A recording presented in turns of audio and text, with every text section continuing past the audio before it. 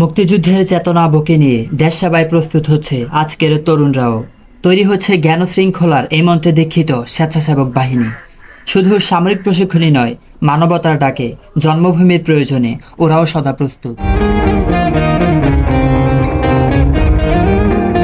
আমাদের স্বেচ্ছাসেবকভাবে তৈরি করা হয়েছে দেশের এরকম ক্রান্তিকালীন সময়ে, যাতে আমরা আর্মির ব্যাকআপ হিসাবে কাজ করতে পারি, আর্মির সেকেন্ড লাইন হিসাবে আমরা কাজ করতে পারি। এই জন্য আমাদেরকে এভাবে ট্রেন করে তৈরি করা হয়েছে। হ্যাঁ, আমাদের কাছে অনেক গর্বের বিষয়। আমরা দেশের একটা কর্মকাণ্ডের সাথে জড়িত আছি।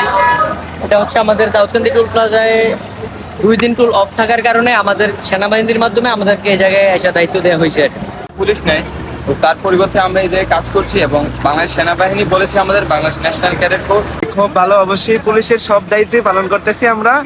এবং কি পুলিশের বলতে আমরা ভালো মতো লাইসেন্স চেক করতেছি, গাড়ির কাগজপত্র চেক করতেছি। এবং আপনাদের ক্যাডেটে এরকম যোগ্যতা আছে কিনা যে তারা ভালোভাবে বুঝিয়ে করতে পারতেছে কাজটা? ডেফিনেটলি, কারণ বিএনসিসি কিন্তু ট্রেনিং করতো।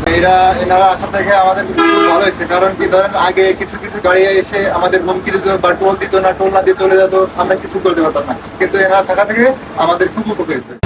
সুপ্রিয় দর্শক, আমি এস এম রাজিন হাসান, আপনাদের সবাইকে স্বাগত জানাচ্ছি টাইম অফ রাজনে। বর্তমানে আমি আছি কুমিল্লা জেলার দাউদকান্দি উপজেলার দাউদকান্দি টোল প্লাজায়। আপনারা এখানে দেখতে পাচ্ছেন বিএনসিসি ক্যাডেটরা পুলিশ না থাকার কারণে কি সুন্দরভাবে এখানে দায়িত্ব পালন করছে।